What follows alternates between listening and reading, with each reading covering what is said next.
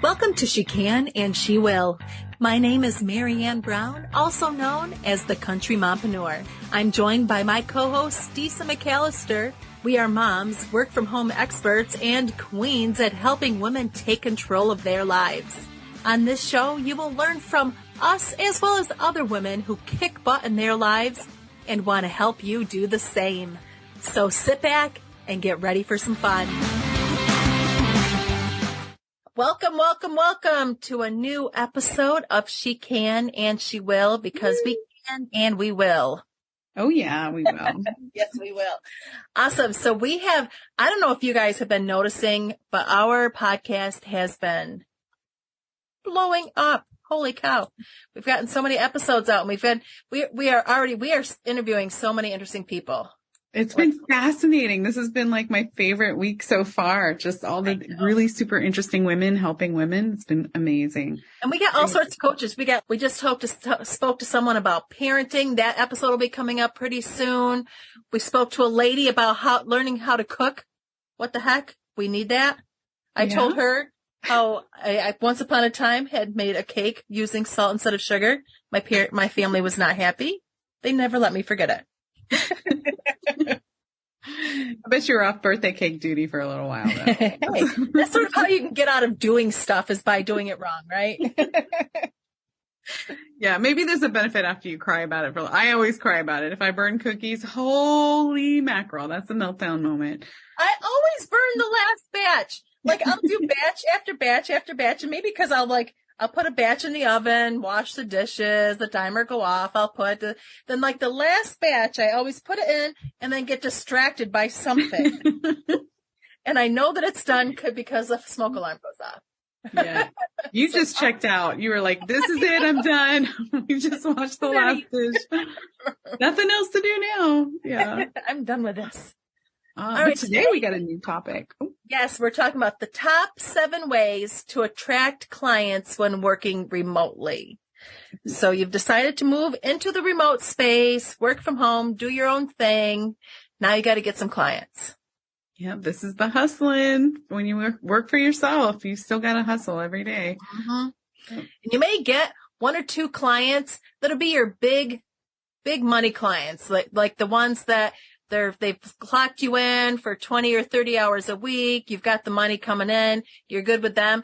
I still like to have 1 or 2 small clients, even if I do have those big ones, just in case, because you are just a remote worker. The big client could suddenly say, you know what, I can no longer afford you.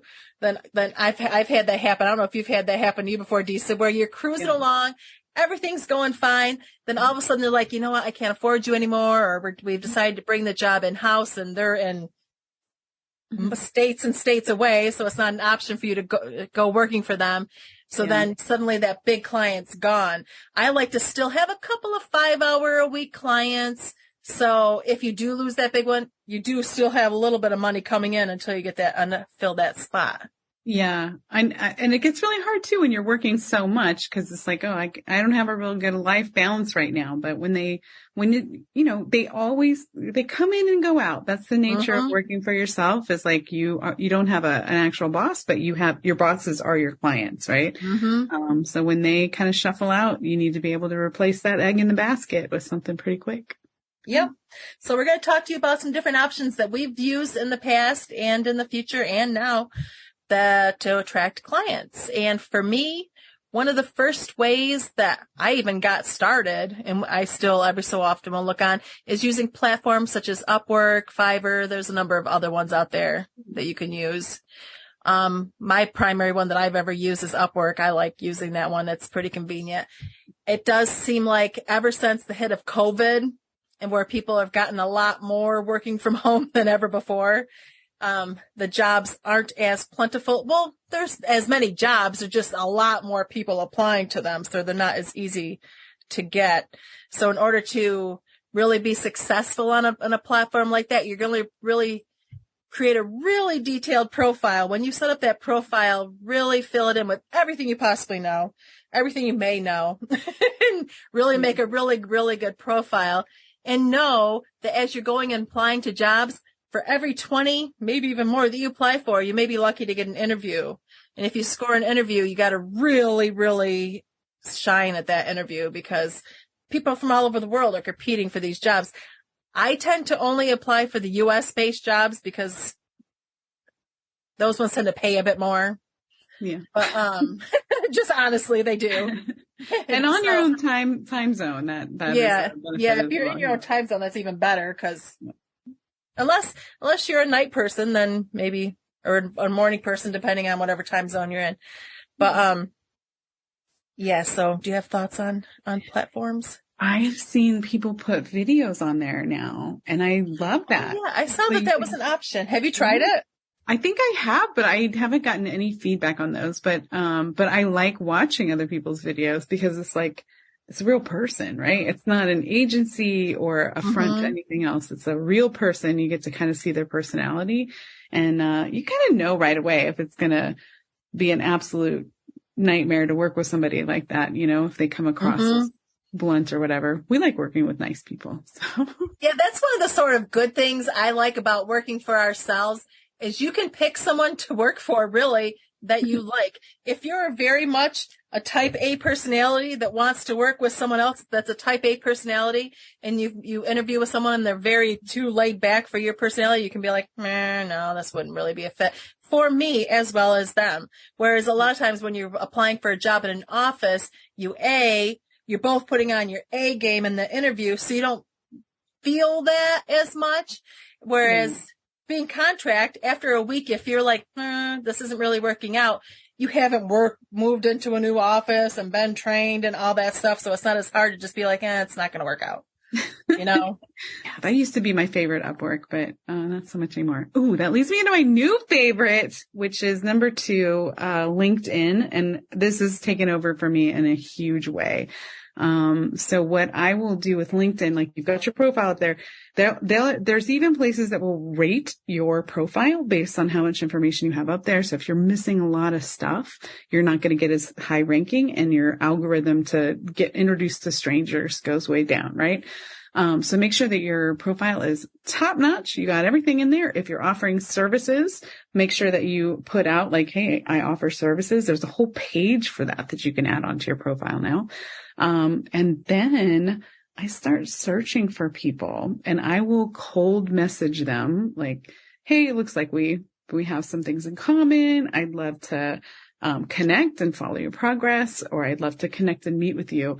And I am getting like at least 3 meetings a day doing that. I spend quite a bit of time on LinkedIn, I should say, but it has been a great way to get your foot in the door, to meet new people at least, just to see like who is connecting on LinkedIn that doesn't actually want to know those people, right? Like if you're connected, reach out to your network and just see like, this is where I am now and where are you? And is there any synergy? Can we work together? So. And I just made a note to myself to update my LinkedIn profile because I don't think I have in a little bit. So I need to actually look at that. So my next one is word of mouth. And in the past, I actually have used this when working with different people. I worked with one client for a number of years. And then when COVID happened, his business just sort of had to dissolve. It was very, very much reliant on companies that had to service actual people coming into the stores. So his business ended up closing because of it. So, but because of him, I used him as a referral to meet other people to pick up some remote work that had different businesses that I could help them. When we first moved to remote, nobody knew how to do Zoom. So because I was good at it and knew how to do it, I got a lot of clients from him that just wanted me to run their Zoom calls, run their Zoom meetings, stuff like that. So if you don't have anything going on, reaching out to people that you've worked with before that may know some people or may need you themselves is a great way to also pick up some clients. So how do you get through your day? Between work, your family, and all the in-betweens, who has the time to connect with others who face your similar struggles? Join us at our monthly Women Helping Women virtual networking sessions to make connections with other women who face your same struggles. Make new contacts, whether you are looking for business connections, accountability partners, or to build relationships. If you've never joined a virtual networking session, it's very laid back and we try to make it fun for all who attend. We ask you share your name, what you do for a living, and what you're looking to get out of the session. We encourage people with like interests to share their contact info to connect once the session is over. This is a great opportunity to build bonds with new people who you never would have met in your day-to-day life.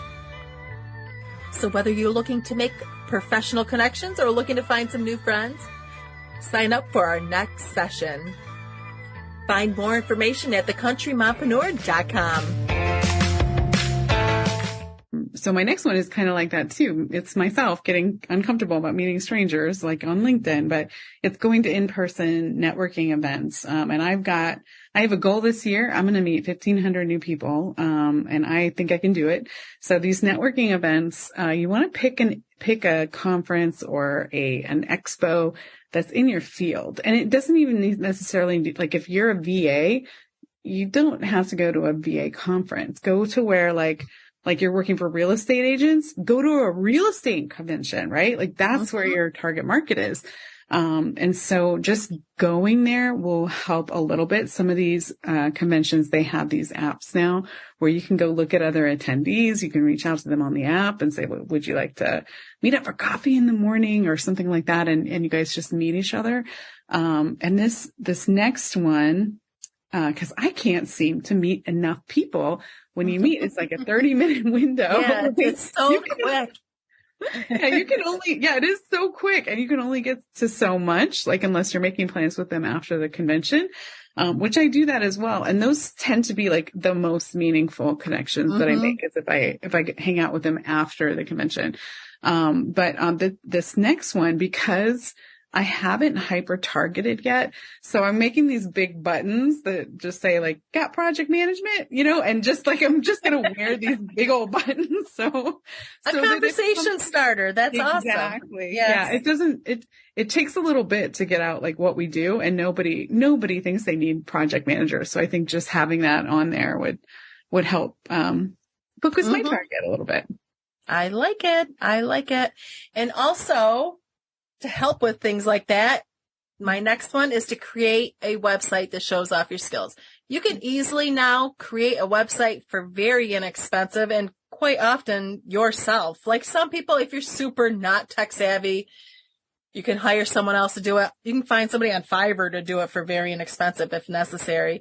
But just creating a website, you can create a one-page website that just shows all your skills, all your abilities.